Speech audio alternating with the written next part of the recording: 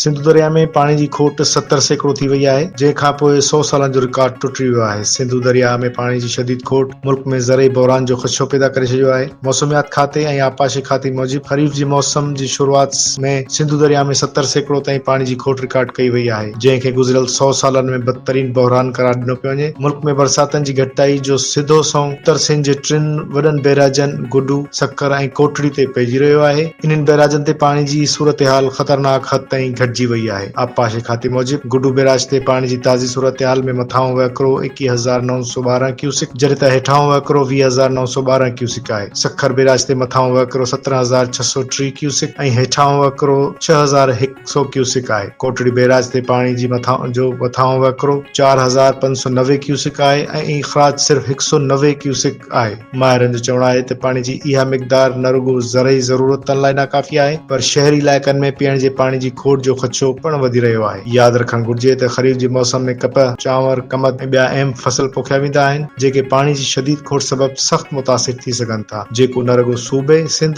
बल्कि पूरे पाकिस्तान लाइ वॾो नुक़सानु आहे। जॾहिं त सक्खर डिवीज़न में सारियाले फसल जी पोख ते पाबंदी हई वई आहे। इंतज़ामिया जो चवणु आहे त पाणी खोट सबबि अहिड़ो फ़ैसिलो कयो वियो आहे, भञकड़ी कंदड़ आबादगारनि ख़िलाफ़ कानूनी कार्रवाई कई वेंदी। असां हिकु भेरो ॿीहर ॿुधाईंदा हलूं त सिंधूअ में पाणी जी खोट जो 100 साला रिकॉर्ड टुटी वियो आहे, जंहिंखां पोइ सक्खर डिवीज़न में सारियाले फसल जी पोख ते मुकमल पाबंदी जो ऐलान कयो वियो आहे।